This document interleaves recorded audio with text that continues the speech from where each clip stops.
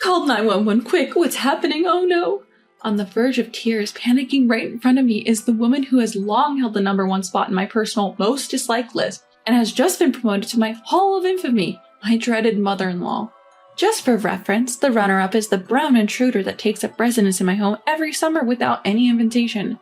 I'd rather not even utter his name. Please take a guess. The reason she's made it to the Hall of Infamy is because from this point on, I won't have to deal with her in my life. Goodbye, mother-in-law.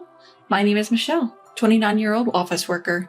I'm about to hit my 5th year of marriage with my husband, David. We don't have any kids. Yet. My husband and I work at the same company. Initially, he was my boss. I fell head over heels for him shortly after I joined the firm. Maybe my youthful vigor played a part in my relentless pursuit, but eventually he gave in and we ended up marrying. I was under the impression that I had initiated a romance, but after we married, he said, "Actually, I thought you were wonderful from the moment you joined the company."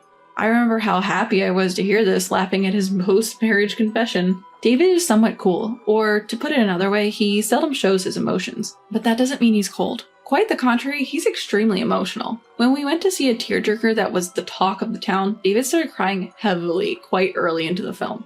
Seeing this man, who usually appears unfazed by anything, showing this very human side made me love him even more.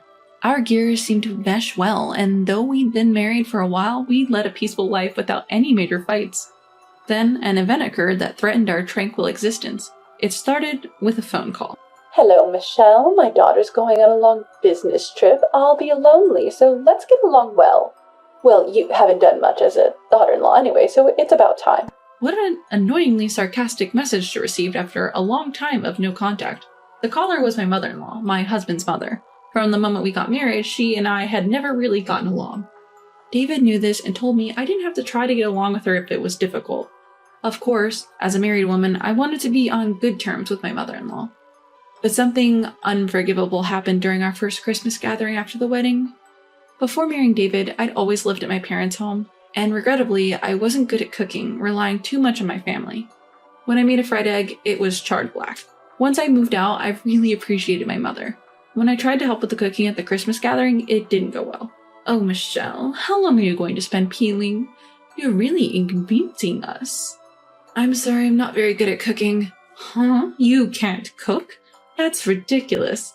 You're married to David and are still working. Isn't it about time you stopped?" I was ridiculed. Unable to retort, all I could do was force a smile. When we tasted the finished dish, it hardly had any flavor. Is this the taste of David's family home cooking? I thought. Then right in front of me, my mother-in-law started making a fuss. "What? You said you were good at making this dish, so I left it to you. Oh no, what is this? It's tasteless. Can you explain, Michelle?" She said this in a rather exaggerated manner. But I'd never said I was good at making the dish, let alone anything to her. I even asked, "Mother-in-law, do you not season your stew at all?" To which she glared at me. "The flavor comes from the ingredients. You don't even know that? How embarrassing." Is that so? Well, it might be somewhat true. I thought it would be better to add at least salt or soy sauce. But I had just followed my mother-in-law's instructions. In other words, her aim from the start was probably to embarrass me. I felt pathetic. Frustration welled up inside me, tears threatening to spill over.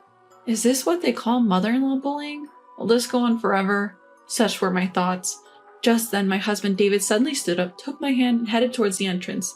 "Hey, what's happening all of a sudden?" My mother-in-law rushed after David in a panic, but he calmly put on his shoes.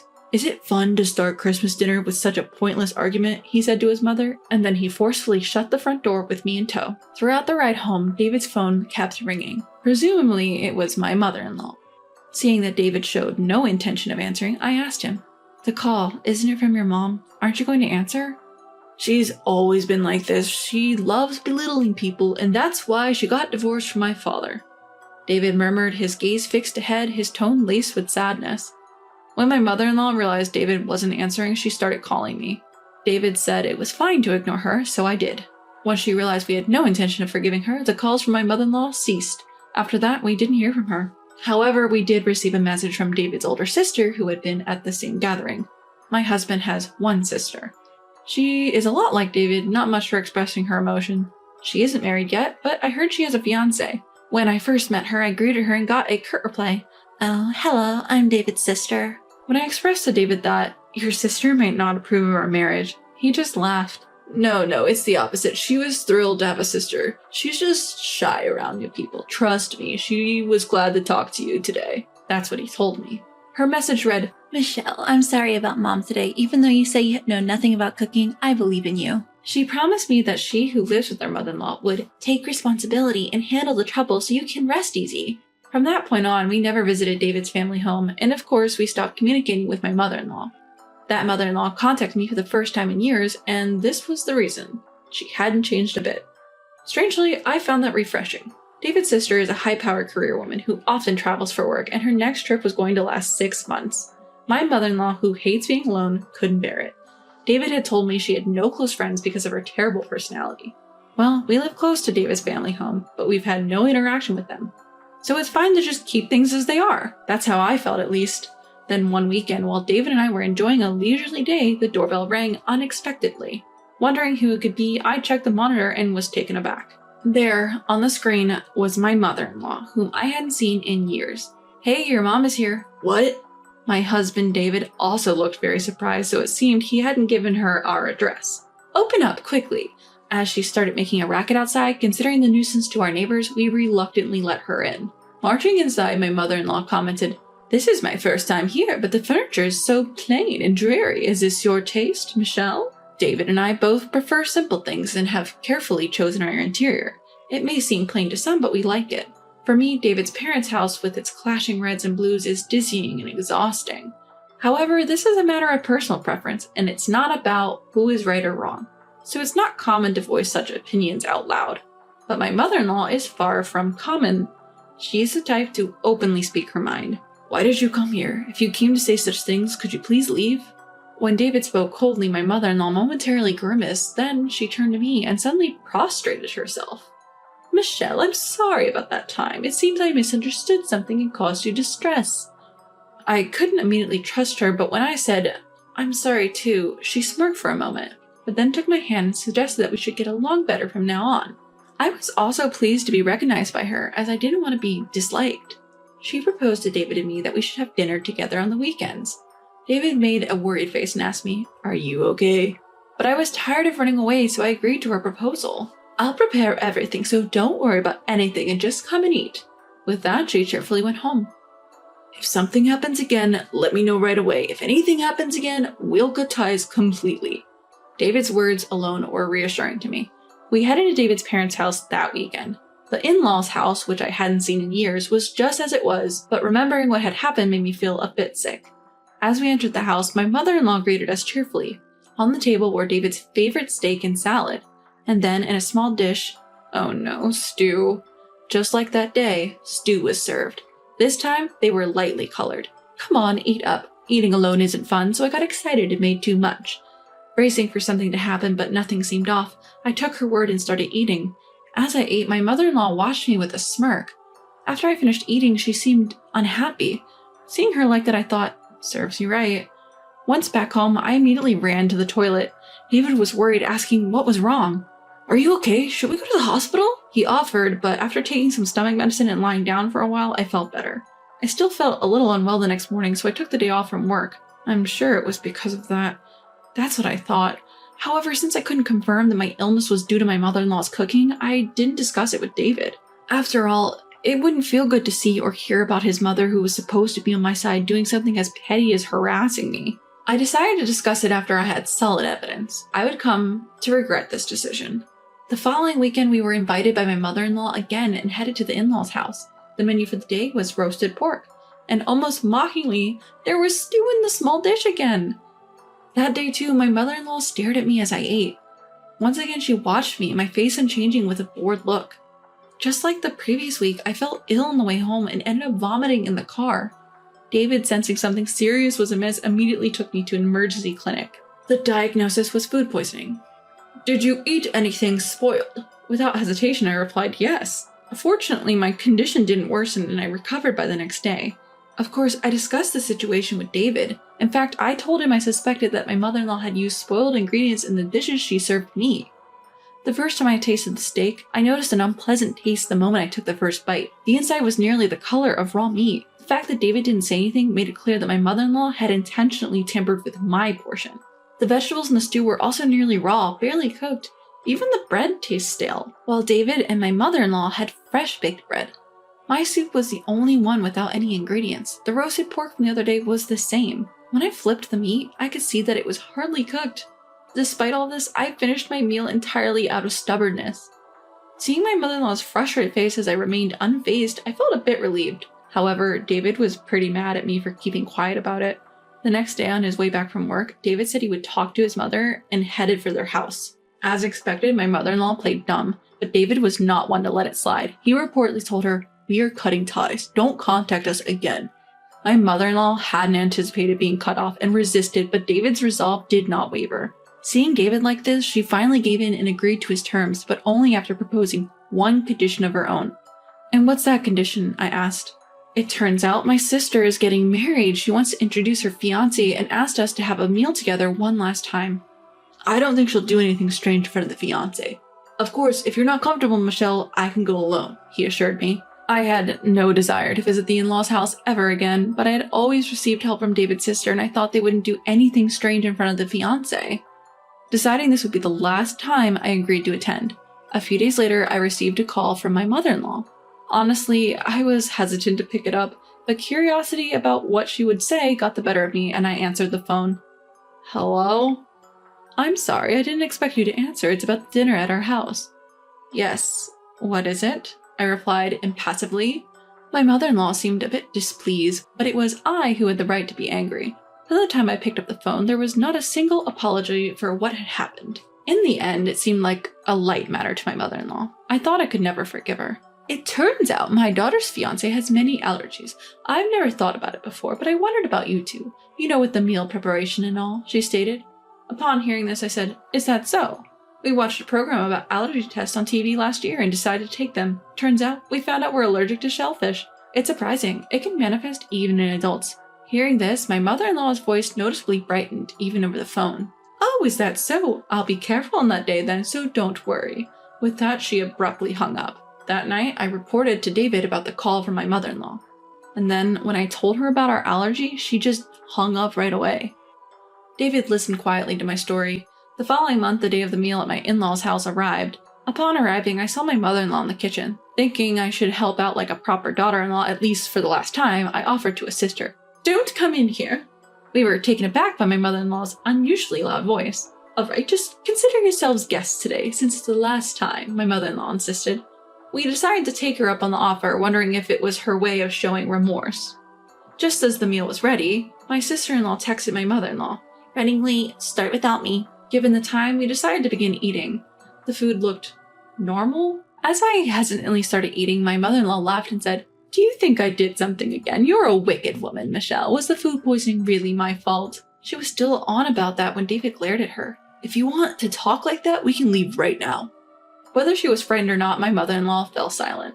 "Let's forget about what's done and done. Try the soup, Michelle. It turned out really well," she said. Forget what's done and done? The perpetrator has no right to say that. I thought to myself, but I couldn't just not drink it. As I lifted the soup bowl, David chimed in. "Is it really that good?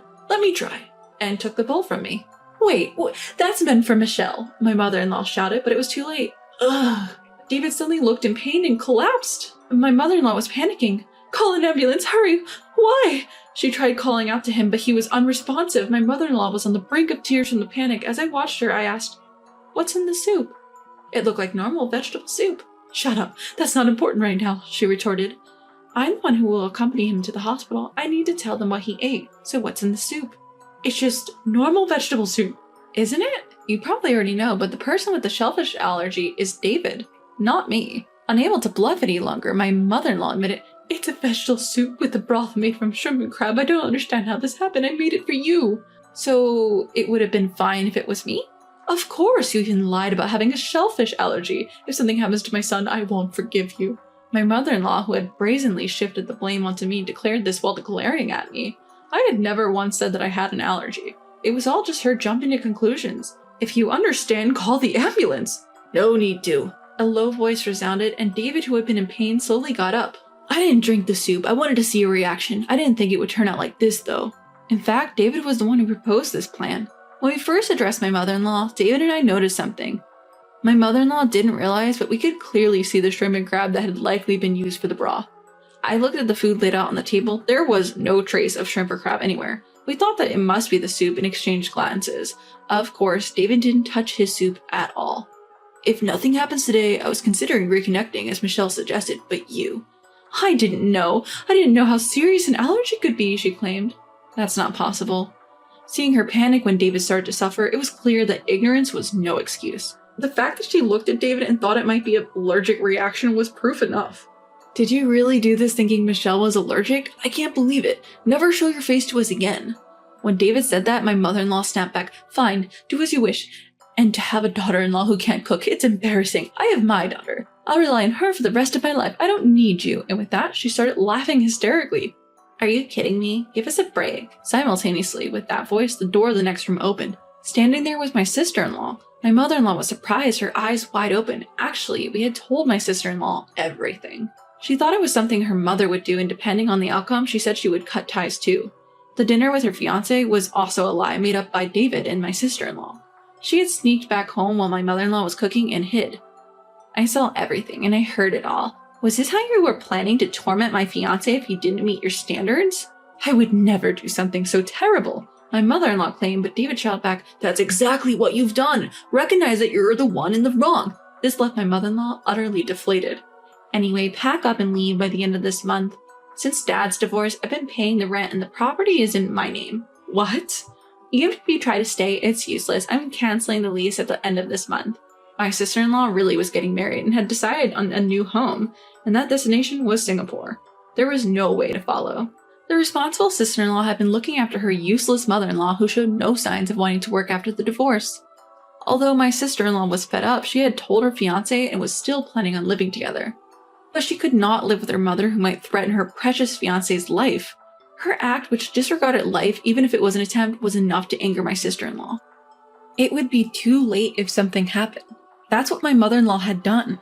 Even if you try to depend on us, it's futile. We have already moved and will absolutely not tell you our new address. When I said that, my mother-in-law glared at me. Also, you call me a bad cook, but after that day, I worked hard because I was frustrated. I've been going to cooking classes and have now become quite a good cook. Since I found out about David's allergy, I've been careful with our meals and even got a qualification in nutrition management and food education through correspondence. When I told her that I'm now a better cook than she is, she looked frustrated. Please take care of yourself, I said coldly, and David and I left his parents' house. After that, my sister-in-law told us that my ex-mother-in-law cried and begged her daily. She ignored all of it, and when my mother-in-law saw her packing, she called her a disobedient child and disappeared from the house. In the meantime, my sister-in-law moved and successfully departed for Singapore. Now she is married and living happily. By the way, David's father contacted him a while ago. Even though they were divorced, David and his sister sometimes stayed in touch with their father. According to him, the ex-mother-in-law suddenly appeared at his workplace. I could marry you again, you know. For some reason, she said such an absurd thing to him. Of course, he didn't entertain the idea and had her taken away by security. However, the story didn't end there. She apparently followed him home and barged in. He already has a new family, but the ex-mother-in-law didn't seem to know and screamed, "You're cheating!" The police were called immediately and she was taken away. His father's current wife is a very cheerful person and knows about the past where he was oppressed by his ex-wife's high-handed attitude. If she comes again, I'll brandish pans in both hands to scare her off. She seemed to be quite spirited about the situation, so it seemed okay. We don't know what happened to my ex-mother-in-law after that. With her personality, she's likely to survive, but it's certain she'll have a hard time as she has no one to rely on. It's karma. We as a couple are living peacefully in our new home. I quit my job and David was headhunted by a company with better conditions than before and changed jobs. In fact, shortly after that, we found out I was pregnant. David was present at the birth and his cry of joy echoed louder than the baby's first cry. Seeing David crying so much, the doctors and nurses were laughing, but I thought again that I was glad I married him.